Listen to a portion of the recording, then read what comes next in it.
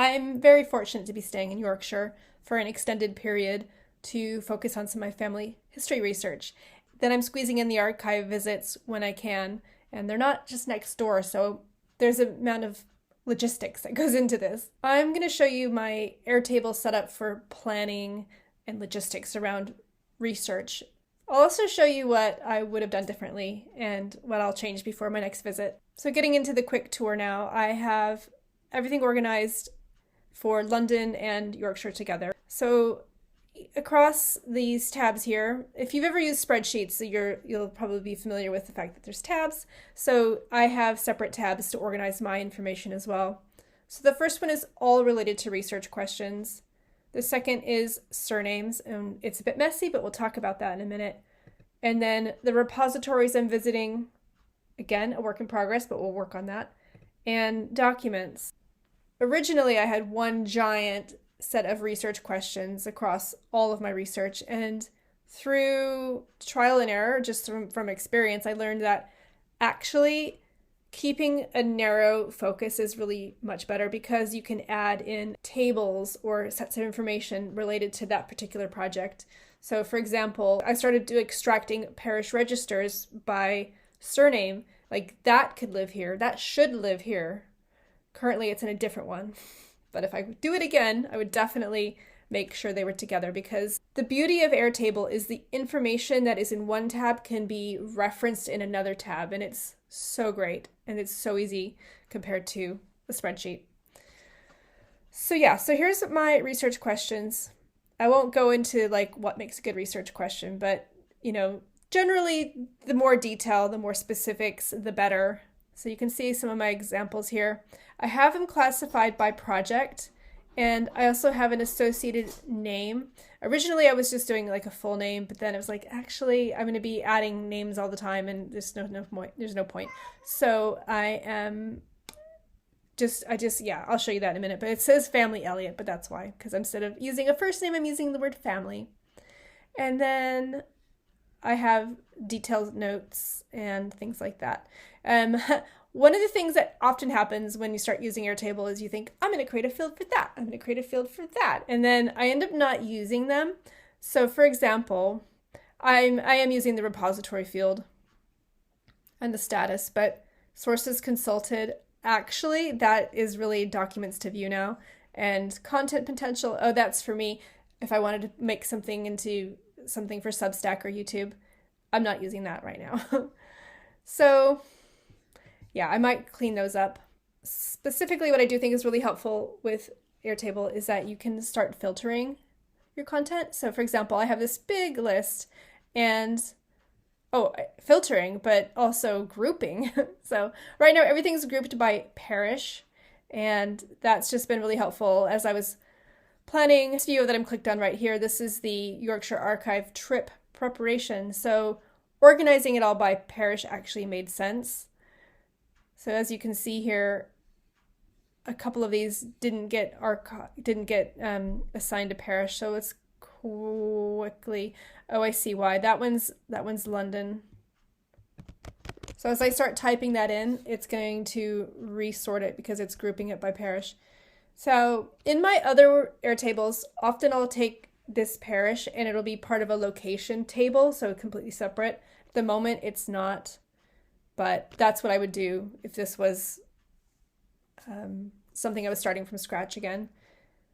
I also noticed that this is just a plain text field. I could actually make it a drop down. Okay, so now we can see that each of those is its own drop down, so I can pick and choose again. So I'd mentioned that I started organizing by particular ancestor, and over time I've kind of decided actually let's just do surname for this particular set of problems that I'm focusing on, because the research I'm doing, it's entire families. So I could do head of household, but I'm just keeping it simple for the moment. So we have, in my family tree, we have the name Elliott a lot. So I have family Elliott. Let's add that there. Dawson family. And then we have more Ramsdens, things like that. So I don't have them in the list here. this is the sort of thing that would be actually easier to just go over into the surnames. So actually, this isn't surnames anymore. I'm going to rename this names. All right, so what was the one I was going to add? Oh, Ramsden. So I have this set up so when this first field, which is the kind of the main primary field, it's actually combining two separate fields. So it's combining the first name and the last name.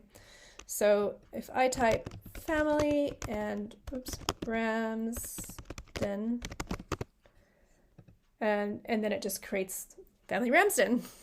So what I like about this is it's become my active research partner for this trip. So with the repositories, what I wanted to do was start capturing what the address was, things like the town.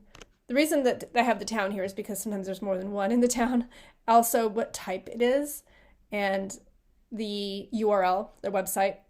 I also have like any other details, such as like the records they hold and things like that. I obviously didn't fill that field in very well. If this field is appointment needed, very important because particularly, well, let's just say with Yorkshire, a lot of times the search rooms have limited staff and they have limited space. So you have to book in advance. And in fact, I had this one incident where I had in my head, I knew for weeks and even maybe a couple months that I was coming up to Yorkshire, and I was like, right, I need to book my place. And then it was the week before, and I emailed them, and unfortunately, it was a Friday, and unfortunately on the Monday, it was a bank holiday, so they were closed. And I also happened to see on their website that they're being used as a voting booth, a polling station, as we say here in England. It was a polling station, so they're going to be closed on the Thursday. So funnily enough, I actually wasn't able to get in that week. And thank goodness I had some extra time in Wakefield because, yeah, I would have been pretty screwed otherwise. So, yeah, I'm using this to capture what days they're open and their opening times. And also the catalog, that's been really helpful to come back to the catalog. And it's also set up so that any research questions connected to that archive are also just here. I don't really use that, but that's the beauty of a relational database. You can relate content to each other. And then what else? Yeah, okay, then documents. So that's this other tab here. So when I was starting to plan my trip, I was going in and looking at like what documents I wanted to look at and capturing them here. And far too late, I realized it made sense to just link to the catalog entry. Before, I was just capturing the catalog number. But what is the case in Yorkshire is sometimes these archive collections have been moved between one repository to another, and so it's using an old reference, and so you give them this reference and they're like, well, we don't know what that is. It happened a couple of times, and yeah, it is what it is. So having the actual URL is really helpful because then they can look at it really quickly and say, oh yes, I know what that is, or yeah, they know how to figure out what it is or what it is I'm after. The other thing I realized is the other thing is you often need to order documents in advance because if the search rooms are understaffed, they're not going to be able to leave the desk and go down and collect records. So that's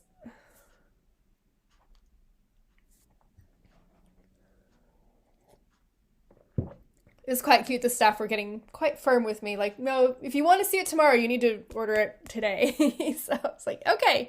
So just something to bear in mind. And yeah, in my next time, I'm going to definitely be more organized. I will probably go as far as to take this to-do list and I'll start ticking off like the priority order, because sometimes with the documents, if you have ordered 10 items, you need to remember maybe what order you want to see them in. So that kind of thing. There's a lot more I could have done, just put it that way. Yeah, and for each of these documents, I started capturing any specific notes that I needed. Yeah, for example, like these bastard deed records, I checked to the names and then I kind of gave up. It didn't feel like it was the right time period. I just needed to move on. Also, you notice that it says to do. So these are ones that I haven't looked at yet, and I will. I definitely will. And this is what I've done so far. And these are things that are in progress. So actually it's quite fun. These are on ancestry.com, so that's why. So yeah, I've done quite a few already. It says these have been requested and ordered, but yeah, so you see how it says to do. I have different categories of status. So I have requested and ordered. So these are things that I have previously requested, and then things that are in progress. So as you can see, Ancestry is 2 of these things are in progress. But yeah, here's everything I've definitely viewed with these catalog numbers I wasted a lot of time going back and forth with like catalog numbers, and I should have just had the URL there.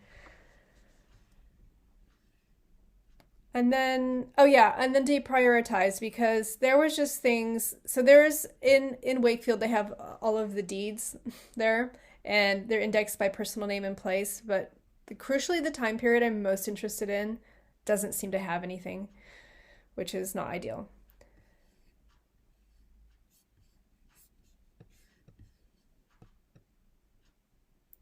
Have you ever shown up to do some research on site and it hasn't gone very well?